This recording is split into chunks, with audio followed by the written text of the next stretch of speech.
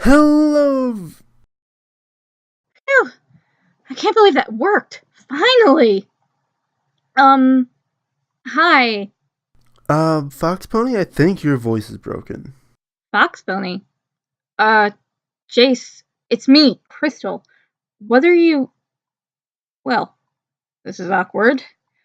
If no one ever checks the description, Crystal is the editor lady. Okay, well, on to the review.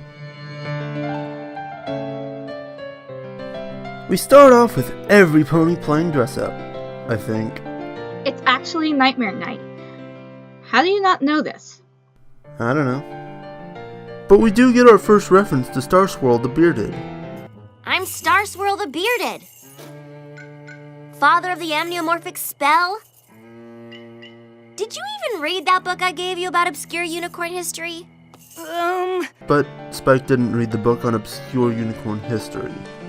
What does obscure mean? Glad you asked.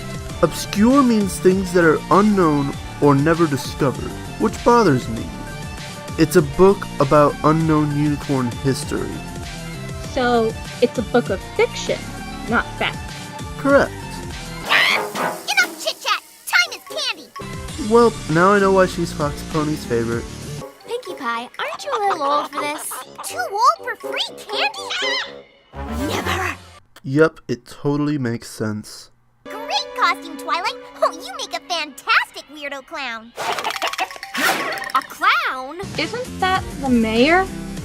We haven't reached that part yet. Plus, how does this look like a clown? You know why she said it. Nope, not the time. Yet. Aww. And apparently Twilight knows how to stitch. Look at the borders on these robes. These are hoof-stitched. She could have learned it from Rarity. You can't learn that stuff from books. True. We can just go with that. So after the intro... Hey, Jaice. I'm seeing double. The changeling invasion has begun. Anywho, we get more information on Star Swirl stating that he created more than 200 spells. Star Swirl the Bearded is only the most important conjurer of the pre-classical era. He created more than 200 spells. He even has a shelf in the Canterlot Library of Magic named after him. From that information, if a pony were smart enough, they could create spells themselves. Maybe I should start up a pony group to teach ponies about history. I bet every pony would love it. Don't you, Spike? I love it! But Spike wasn't listening and ended up eating candy wrappers. So is Pinkie, as we can see. Twilight, look at our hole! Oh, can you believe it? But I'm more curious on how much he has. Think how many background ponies live in this town and how people could make stories for them. Just like Derpy, Carrot Top, Bonbon. We get it. Then, Rainbow plays a prank on Pinkie by making Thunderstrike. Nothing. We clearly don't see scorch marks on Pinkie or the ground. Plus, isn't playing with lightning really dangerous? Very true, but this is a kid's show after all. Did you just break the fourth wall? Well, someone has to. Also, it seems Rainbow joined the Shadow Bolts, who don't exist anymore because it was all Luna's magic.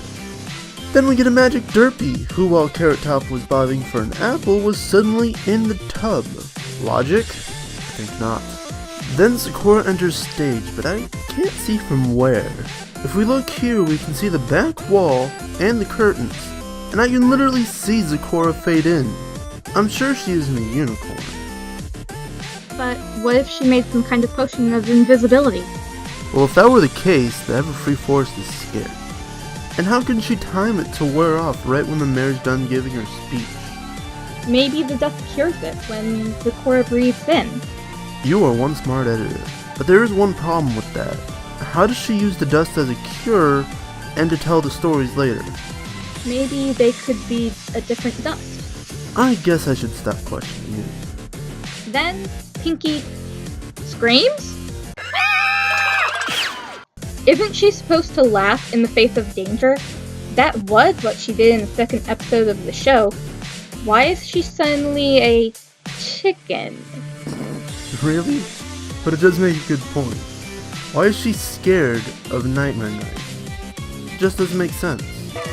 Citizens of Ponyville! Then Luna decides to greet the ponies with a voice strong enough to push ponies. I noticed! Though to have such wind power in your lungs, it's pretty ridiculous. In order to actually push someone, you require 2 giant fans.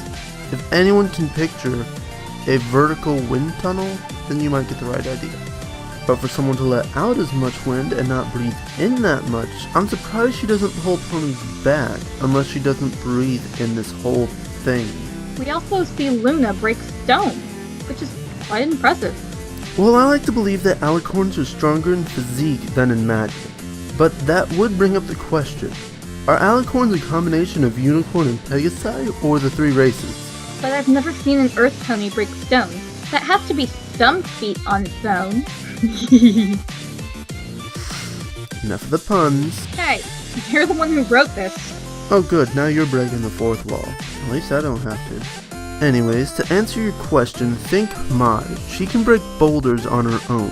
Luna could be as strong as an earth pony, and the horseshoe could help on breaking stone. It could be a great way to say alicorns are a combination of the 3. And at first glance, it seems Luna refers to we and us as she still considers Nightmare Moon a part of herself. But later we actually learn it's tradition to say we and us. Way to confuse the audience.